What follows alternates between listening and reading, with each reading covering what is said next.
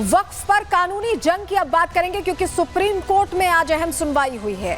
मुस्लिम जो नेता हैं, मौलाना हैं या ये कहें कि मोदी विरोधी, सभी पहुंच गए कोर्ट और 73 याचिकाएं यहां लिस्ट की गई जिन पर आज से सुनवाई शुरू हो गई है और कल सुनवाई होगी। 2 बजे का समय तय किया गया। लेकिन आज कोर्ट में क्या हुआ, क्या सीजेआई खन्ना ने पूछा जिस पर सवाल जवाब किया गया और पक्ष विपक्ष के तर्क क्या रहे हैं, क्या दलीलें रही हैं, सब कुछ आपको बताने जा रहे हैं क्योंकि 3 जजेस की बेंच इस मामले में सुनवाई कर रही है। सीजेआई संजीव खन्ना है, जस्टिस संजय कुमार है और जस्टिस केवी विश्वनाथन की बेंच इस पूरे मामले में सुनवाई कर रही है। और आज कई सवाल पूछे गए। क्या सवाल पूछे गए, क्या तर्क दिए गए, क्या दलीलें हुई, अपील का क्या मतलब है, सब कुछ बताने जा रहे हैं। वक्फ कानून पर सुप्रीम कोर्ट में आज 2 बजे सुनवाई हुई है। वक्फ कानून के खिलाफ 73 याचिकाएं लिस्ट की गई। याचिकाओं पर 3 जजेस की बेंच सुनवाई कर रही है और केंद्र की ओर से सॉलिसिटर जनरल तुषार मेहता पैरवी कर रहे हैं, बात रख रहे हैं सरकार की। कानून के खिलाफ कपिल सिब्बल,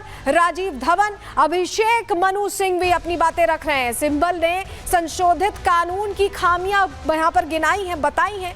याचिका पर कल 2 बजे फिर से सुनवाई होगी। आज लेकिन कोर्ट में क्या हुआ, क्या पक्ष विपक्ष में दलील दी गई, क्या कहना था वकीलों का, सुनवा रहे हैं आपको। पहले हम लोगों ने भी अपनी बात रखी कि जो अमेंडमेंट है वो बिल्कुल संविधान सम्मत है, कोई भी फंडामेंटल राइट का हनन नहीं हो रहा है।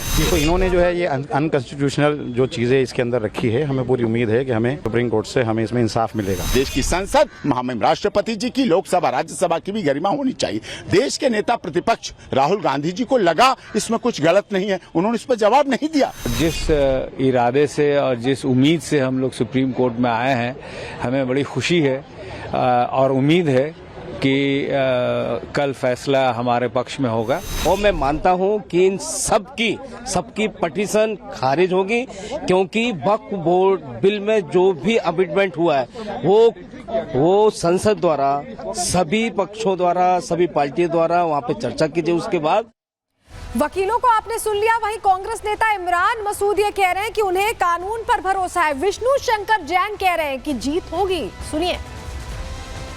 निश्चित रूप से सुप्रीम कोर्ट से तो होपफुल होंगे ही। सुप्रीम कोर्ट से क्यों नहीं हमें न्याय की उम्मीद होगी। हमने कहा कि ओवरलैपिंग की गई है, संविधान की कई धाराओं के ऊपर ओवरलैपिंग की गई है।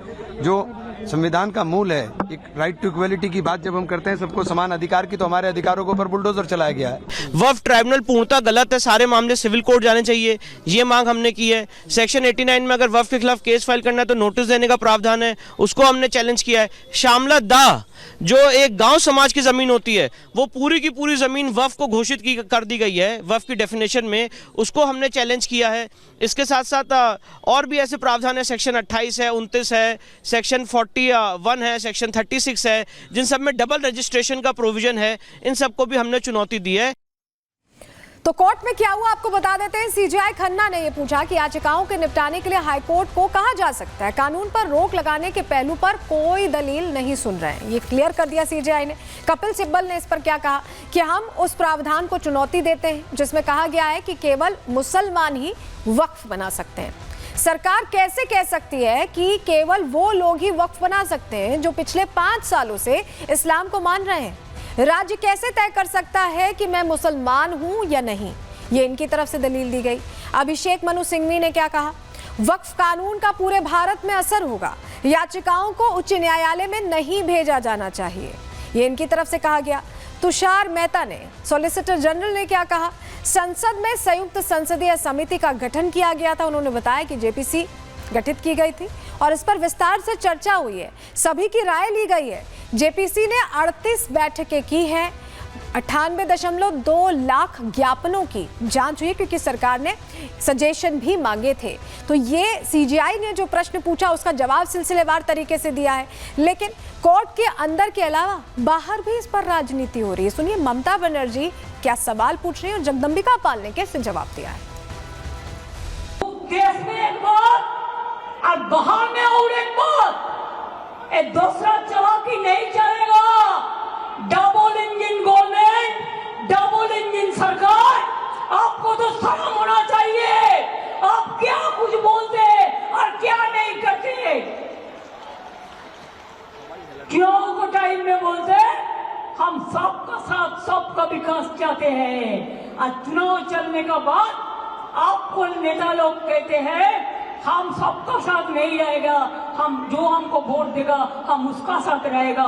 क्या चालाकी है। पिता पुत्र मार दिए गए घर से खींच के, बड़ी संख्या में हिंदू पलायन कर रहे हैं।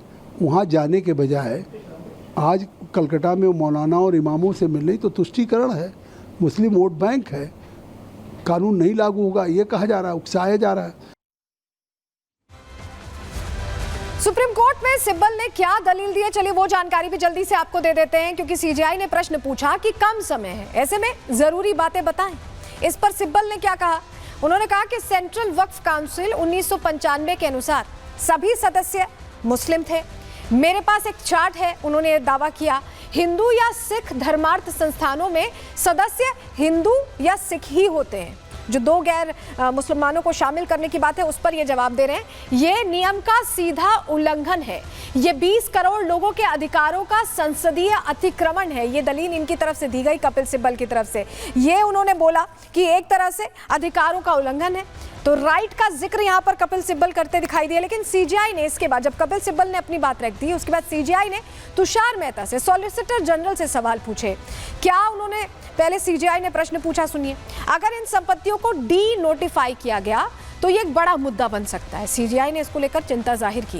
क्या वक्फ बाय यूजर को मान्यता दी जाएगी या नहीं? वक्फ बाय यूजर का ही अभी तक हवाला दिया जाता रहा है और ये कहा जाता रहा है कि 15-20 साल से हम इस्तेमाल करें तो हमारी ही प्रॉपर्टी है, वक्फ बोर्ड ऐसे ही काम करता था। इस पर क्या जवाब दिया है सीजेआई ने? सीजेआई को आप सुनिए, अगर संपत्ति रजिस्टर्ड है तो वक्फ की मानी जाएगी, ये तुषार मेहता ने कहा। अगला सवाल सीजेआई का था, ये तो पहले से स्थापित व्यवस्था को पलटना होगा। सीजेआई ने ये कहा, अगर आप वक्फ बाय यूजर संपत्तियों को डी नोटिफाई करने जा रहे हैं तो ये एक गंभीर मसला होगा, ये उनकी तरफ से कहा गया। और समझिए इसके जवाब में, और अगर आप ये नहीं कह सकते कि सभी ऐसी संपत्तियां फर्जी हैं, ये भी कहा सीजेआई ने। इसके जवाब में तुषार मेहता ने कहा कि कई मुसलमान वक्फ बोर्ड के माध्यम से संपत्ति दान नहीं करना चाहते हैं, इसीलिए वो ट्रस्ट बनाते हैं और इसीलिए इस तरह का सिस्टम लागू हो जाता है। और इसको लेकर धर्म गुरु भी बोल रहे हैं, अपनी बात रख रहे हैं। देवकी नंदन ठाकुर शुरू से कहते रहे कि सनातन बोर्ड बनना चाहिए और जिस तरह से मनमानी वक्फ की चल रही है उस पर नकेल कसनी चाहिए। कलवे जवाद कह रहे हैं कि ये गलत बात है, सुनिए जरा। इस देश में आजादी के बाद में एक ऐसा जो डेथ के प्रकट कर दिया गया था जो पूरे भारत को हड़प रहा था धीरे धीरे। मैं धन्यवाद देना चाहूंगा मोदी सरकार को, योगी ये क्या नाम है मोदी जी की सरकार को और अमित शाह जी को। अमित शाह जी ने रात के 2 बजे तक वहां पर लड़ाई लड़ी है। काहे जी, ये किसके लिए लड़े हैं? ये हम देशवासियों के लिए लड़े हैं, हमारे भारत के लिए लड़े हैं। कौन, और ऐसा कानून कहीं नहीं है, मुस्लिम कंट्रियों में ऐसा कानून नहीं है। देखिए, हमारी सारी अपेक्षाएं जो है वो सुप्रीम कोर्ट ही से हैं, क्योंकि गवर्नमेंट तो बिल्कुल उस पर तुली हुई है कि काला कानून जो है उसको जो है चला तमाम स्टेट्स में उसको लागू किया जाए। और ये काला कानून इसको हमने माना है, जिसके ज़रिए से हमारे तमाम मौक़ाफ़ जो है तमाम बर्बाद हो जाएंगे उसमें और सब खत्म हो जाएंगे, यही प्लानिंग है। और आप देखिए हिस्ट्री में, इंडियन हिस्ट्री में शायद पहली मरतबा ये हो रहा है कि स्टेट गवर्नमेंट जो है वो फेवर में गई है इसके वक्फ बिल के फेवर में। और हमेशा सुप्रीम कोर्ट में जाया जाता है अपनी फरियाद लेकर कि भाई हमारे खिलाफ ये हुआ है, वहाँ उल्टा मामला फेवर में गई हैं 6 स्टेट गवर्नमेंट फेवर में। यानी इतनी मोहब्बत उनको मुसलमानों से हो गई है कि स्टेट गवर्नमेंट जा रही है मुसलमानों के फेवर में जा रहे हो।